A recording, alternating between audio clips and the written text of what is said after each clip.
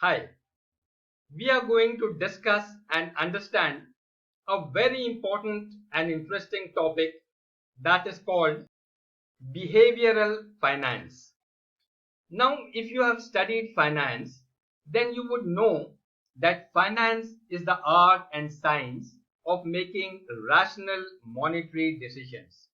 And you also know that your financial decisions must be based on facts, figures, graphs, and charts.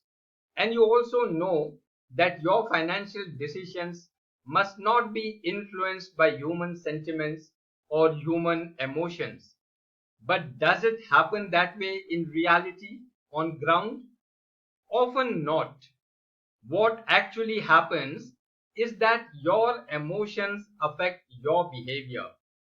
Your behavior affects other people's emotions, and their emotions in turn affect their behavior. Other people's behavior further affect your emotions, and collectively, all this has an effect on the financial markets. What happens is that your financial decisions, which were supposed to be based on figures, graphs, and charts, are devoid of that. You start ignoring the figures, graphs, and charts before taking your financial decisions. Your financial decisions were supposed to be not influenced by human sentiments and emotions, but in reality, your decisions get affected by emotions. And as a result, your financial decisions become irrational, resulting in losses for you. Let me explain with an example. To understand that, let us go back in time to somewhere around mid of 2019. There are rumors that some virus has erupted in a local town in China. So people get fearful. The local people are scared and they start hoarding food grains.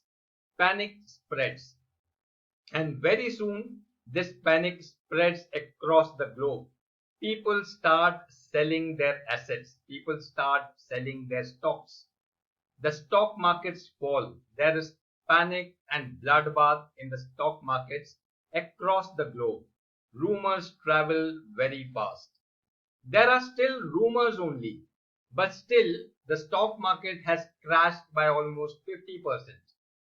The financial markets are in turmoil, and very soon the rumors are confirmed. People now know for sure that it is indeed a pandemic. And once it is confirmed that it is a pandemic, then the stock markets stabilize and gradually they start rising again. The pandemic continues, but the stock markets become stable and they start rising again gradually. The question is, why did people react on rumors? Did they see the financial data? Did they see the financial statement of the companies before selling their assets? Obviously not. Why did your emotions weigh so heavily on you? Why did you ignore the financial figures and the financial data before you sold off your assets? Why did you become irrational due to the fear of losses?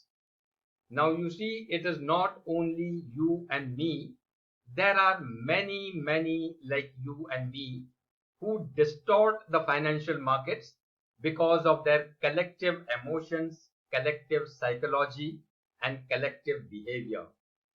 Understanding this collective psychology, emotions, and behavior is called behavioral finance. Now, why is it so important? You see, it is important because while your financial expertise tells you what to do, the behavioral finance tells you in context of finance as to what not to do and why not to do that. More of it we will be discussing in detail as we proceed through the course. Let me introduce myself. I am Colonel Dr. Shabbar Shahid, an Army veteran with a passion for teaching finance and management. I am a postgraduate mechanical engineer, an MBA in finance, a chartered engineer, a fellow of the Institution of Engineers in India, and I also hold a doctorate in management. With over 4 decades of experience, I am qualified to teach you this subject. I am sure you will find this subject interesting, and I look forward to see you through the course.